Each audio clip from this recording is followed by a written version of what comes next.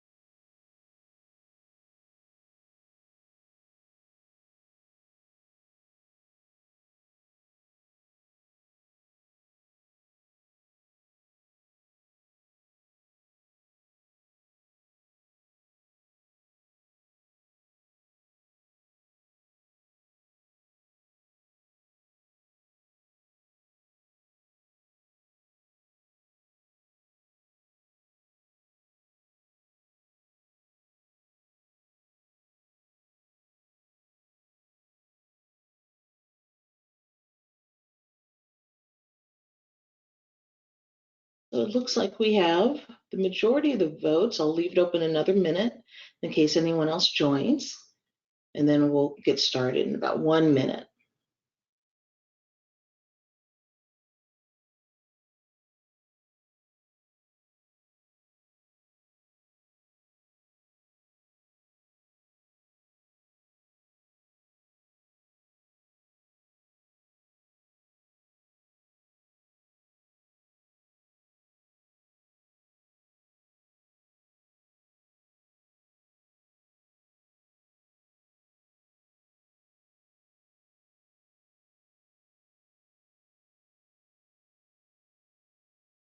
I will go ahead and close the poll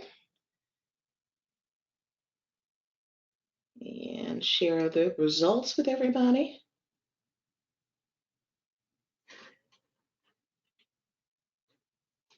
So it looks like this is a really good webinar for some folks to be in. So we're going to do, I'll call it a very high level review of the options within GP.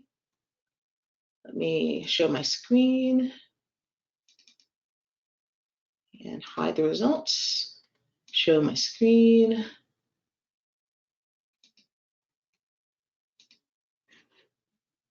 And we'll get started. So my name is Tracy Dallas. I am a senior consultant with Implementation Specialist. I am sitting right now in my home in Indianapolis, Indiana. Sunny skies, about 70 degrees. The picture you see is not Indianapolis. That is me in Dubai a couple of years ago, the Dubai Mall. Today's topics, we're going to discuss kind of the basic functionality that's available in GP in its 3 different forms. And then we'll also talk about another leave management option as well. So today's goals is really just to get you acclimated to what your choices are within the GP world, and depending upon the modules that you're currently using and what's currently installed, there could be some things that could really help out. So let's start off with basic payroll functionality.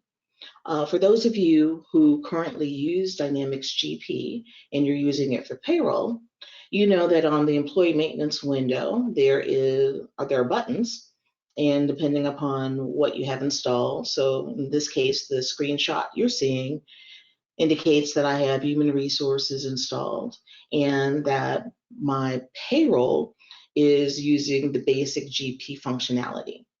The reason we know that is because I have a vacation/sick button, and it's circled in red.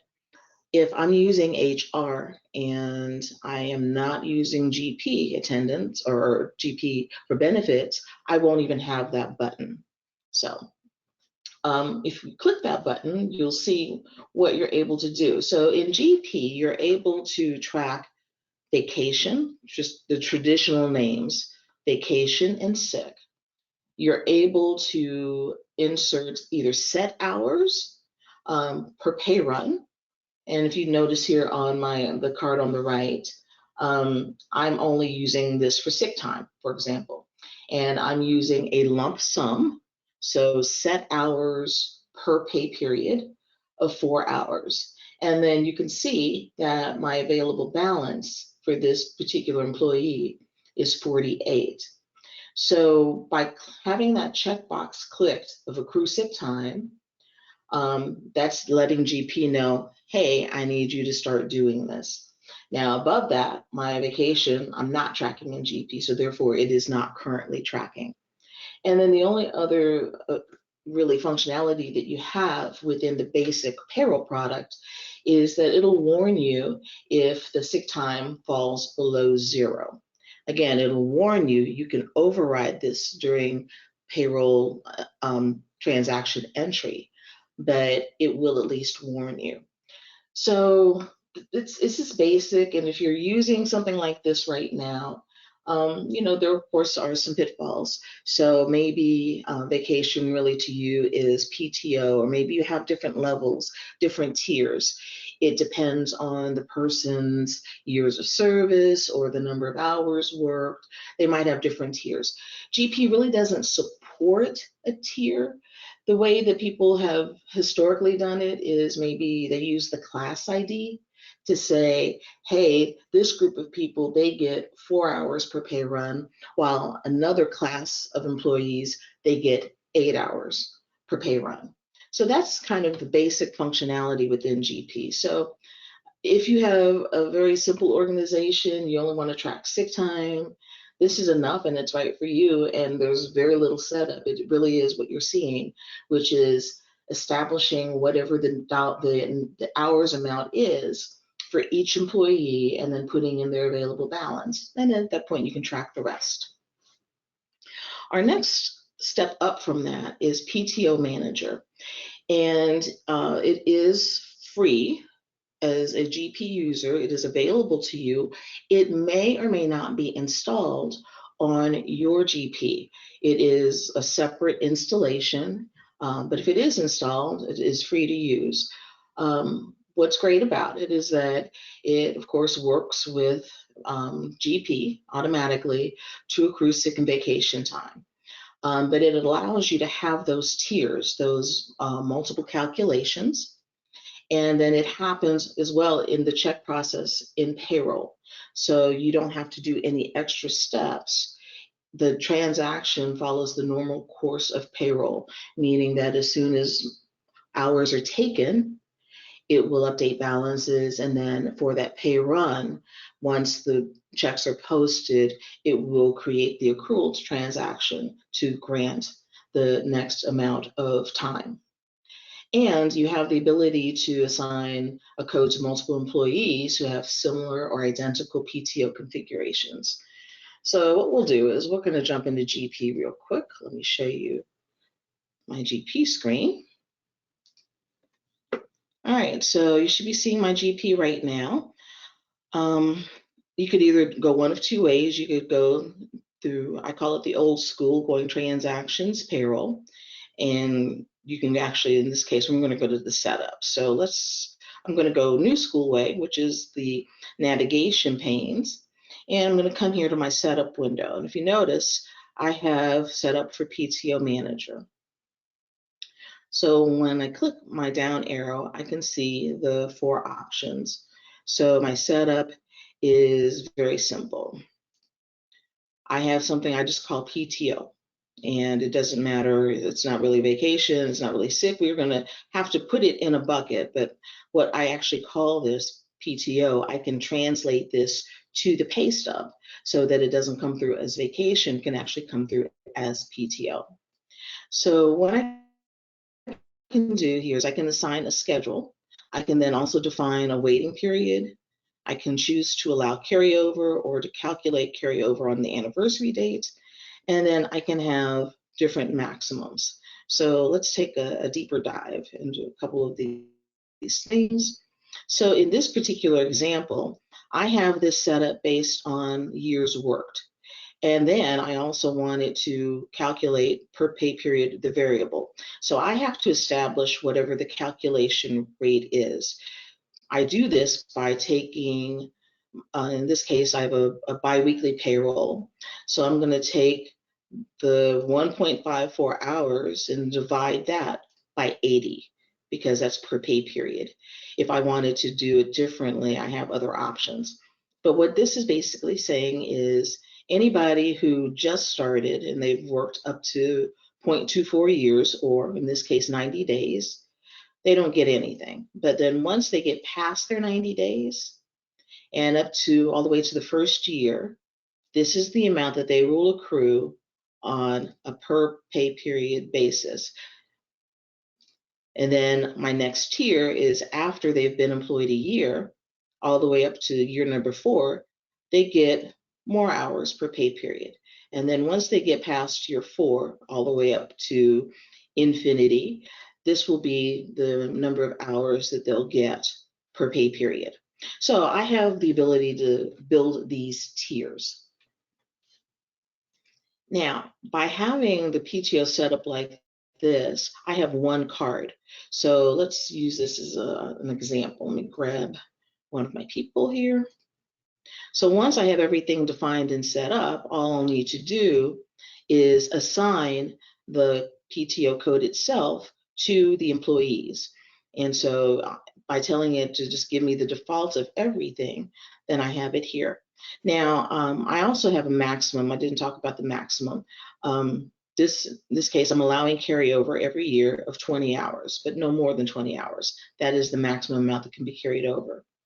This anytime maximum is how much vacation can a person have basically total. So in building this maximum schedule, I can say for the first year, they can only have 40 hours and no more than 40 hours. But for years 1 through 4, they get 80 hours. And then I also added that 20 in order to compensate for any carryover that might have. So the maximum hours that any one person could have who's been employed, say 2 years, would be the 80 hours that they would normally get for the year, plus the 20 hours for carryover. So this is a pretty handy tool to have. So this is PTO Manager within GP. So in order to see the actual PTO Manager, we would have to do an installation of the advanced payroll. So again, it is free, but if it's not already on your GP, you won't be able to see these things. So if you're not seeing this in your payroll, that means it's just not installed, but we can install it for you. All right. Moving on, I'm going to go now to the basic HR functionality. So let me get my screenshots back up. So for basic AR, what I have the ability to do is use what we call the attendance feature. Switch it back over here.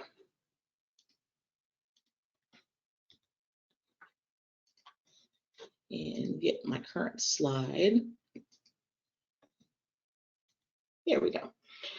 Basic HR functionality. So in order to do this, HR must be installed. And again, it is free. It just may not necessarily be installed on your GP. But with human resources, you have to do a little bit more setup. So you have to define your accrual periods. Then you define your accruals, your schedules, and then you have to indicate which time codes are eligible for that benefit. You can choose to do accruals, so you can either use it by hours per pay period or hours per year, or you can choose to do a lump sum, and that can be posted once or it can be posted by interval. So in addition to by pay period, you could choose to, for example, just post it monthly.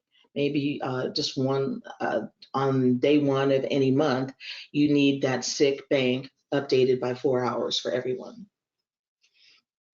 So let's look at a couple of examples. So for the vacation example, this is on my left side, the accrual setup. So I'm basically saying and this is for multiple tiers. So maybe I have 4 different designations. So I have maybe my salary, they're entitled to vacation, versus my hourly full-time versus my hourly part-time, and then maybe something special for administrative. So I can have as many accruals as I need. It is unlimited. So the one we're looking at right now is for regular salaried employees who have been employed and have a service date of less than 4 years. So their vacation accrues by pay period, and it gives them 3.39 hours per pay period with a maximum per year of 91.39 hours. But then the maximum total is 141 hours. So there is carryover allowed, but once they get to that 141 mark, then the accrual stops. And this indicates the accrual period of biweekly. Now, what is then also needed is then what are the other tiers? So then in this case, this was the definition for the 0 to 4 year. So you can see this here at the top. Then I also have different amounts for accrual for anyone who's been employed 4 to 9 years or 9+ years. My next example is sick. So this is one where I'm accruing hours by year. So I'm basically saying, all right, I'm allowing you to calculate by hours worked, as opposed to it doesn't matter what the hours are. But I want you to base it on work hours per year of 2,080. So it's going to accrue, it's going to take that 41.58 hours, and it's going to divide it by 2,080 in order to come up with the accrual calculation factor that is then based on hours worked. And if you notice at the bottom, there are only certain hours that it's allowing on time codes. So maybe you allow regular, but you don't allow the accrual on your overtime, for example. Right. So that's the basic HR functionality. What I will say about it, it is it's good. It has the drawback of probably a little bit more involvement from the user. You have to run the accrue process. It does not automatically accrue when you process the payroll. It is a button, you click it, but you have to remember to click it. So that is, I would say, the drawback in the HR side.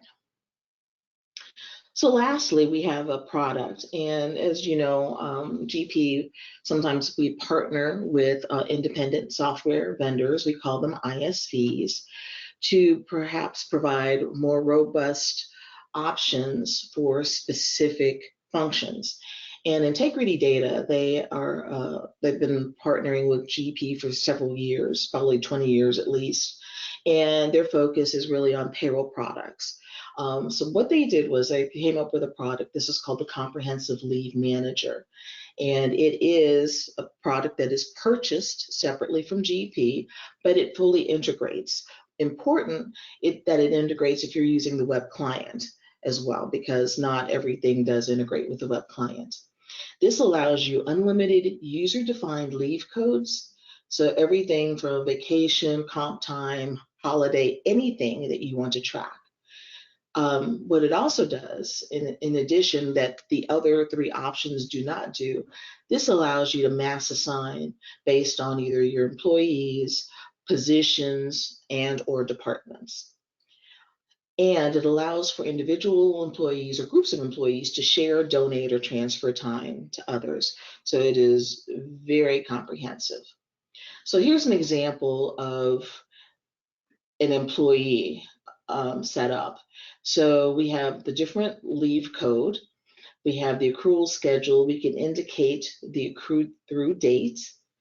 We can choose how the accrual is based, whether it's on the hire date or whether it's on the adjusted hire date, we can assign an effective date. So if we wanted to, we could set up accruals, and if we know that it's going to change in the next year, we can actually have our values created and copied over, so that if I ever wanted to go back and say what was the benefit from before, then I can look at the effective date. What I also have is the ability to establish waiting periods, and I have the ability to define my maximum balance options. So on the right side, you can see at a glance the current balance. It keeps track of years of service. It lets you know how many hours year to date have been worked versus during the accrual period, and then life to date hours worked. So it gives you a lot of information. And then it actually has different options as far as maximums as well. So what I'm going to do, I'm going to switch back over to my GP. We'll just look at this a little closer. Let me switch my screen. All right. So we saw the employee record on the setup, and so now we're actually in the setup itself. So my waiting periods, I have different options here. I can say I have a one-time waiting period, or I have a recurring waiting period, or I can say that there's none. I can define the units. I can say I have hours, days, or I have a specific date. If it's maybe the first of the next month, I could identify it that way.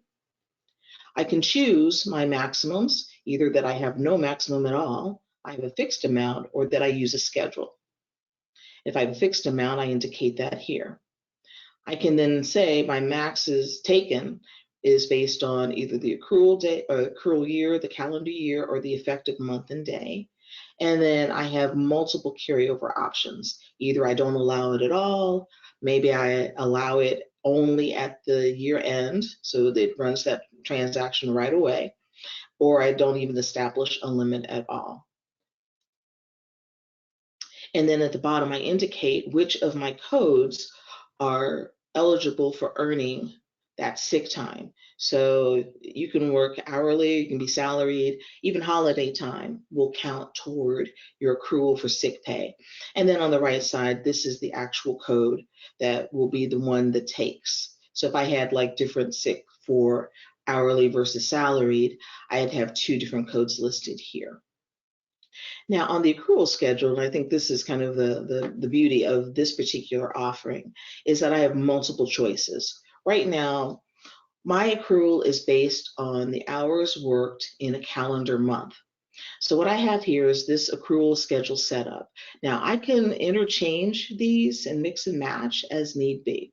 But in this case, I want to be able to, anybody who works anywhere from 0 to 80 hours in a month, they get 1 hour of sick leave.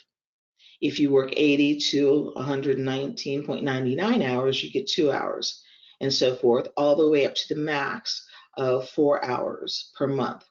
Now, I can also indicate when I want that to post. So in my example here, I've chosen monthly. I could choose other options. I could post this quarterly, I could post this annually. Maybe I have a hire. So for example, maybe I give everybody when I hire them 40 hours a year. Then maybe at hire date, I just dump the bucket and then there's no more accrual. It is a true bank is what we would call that.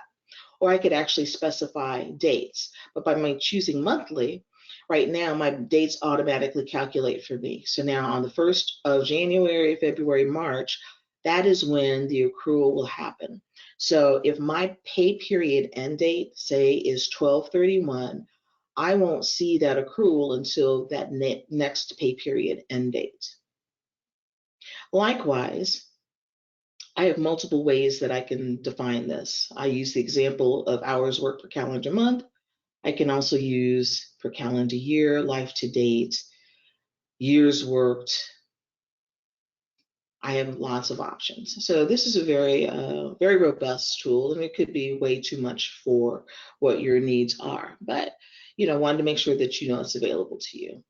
So I will discard my changes, and that is all that I have as far as for today's session. come back here to my leave manager. And then if you have any questions, you have an opportunity to put those in the chat window, and I'd be happy to answer any questions you have. I also have another poll. So if you saw something that you really liked today, let me know. If this is maybe a little too much right now, that's fine too. But let me put this poll up.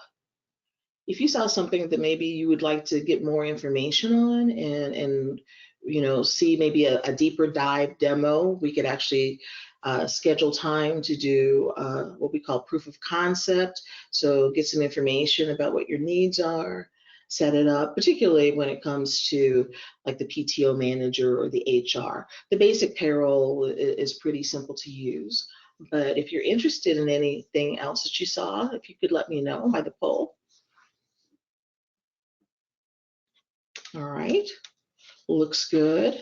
So we will do this. We will be following up with you. So if you could do this for me, for people who answered and you'd like more information, if you would in the chat window, just give me your choice, and then the poll's going to show everybody else, but as far as the total, but I just want to make sure I know who's who. So in the chat window, just type in PTO manager or basic HR or CLM. That way I know who is interested in what. And looking here, I don't see any questions yet.